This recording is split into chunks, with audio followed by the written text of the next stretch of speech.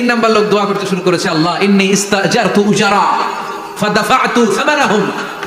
আল্লাহ আমি অনেকগুলো শ্রমিক ভাড়া করেছিলাম, তাদেরকে দিয়ে কাজ করিয়ে তাদের ঘাম শুকিয়ে যাওয়ার আগে প্রত্যেকটা শ্রমিকের পারিশ্রমিক আমি দিয়ে দিয়েছি।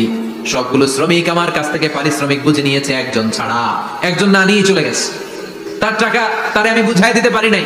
তার রেখে যাওয়ার টাকা দিয়ে আমি একটা ছাগল কিনলাম। ওই ছাগল পালতে পালতে বাচ্চা দিল, আরো বাচ্চা দিল, দিতে দিতে বিশাল ছাগলের ডেইরি ফার্ম বানালাম। এক যুগ পরে ওই শ্রমিক এসে বলে, হে আমার মালিক, 12 বছর আগে তোমার কাছে কাজ করেছিলাম, টাকা কিন্তু নেই নাই, টাকা দাও।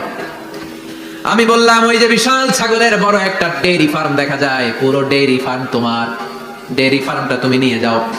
শ্রমিক আমারে বলতে লাগলো, তাস্তাজিউ মিন্নি, আমার সাথে ঠাট্টা করো নাকি? একদিনের পারিশ্রমিক দিয়ে ডেইরি ফার্ম হয় নাকি?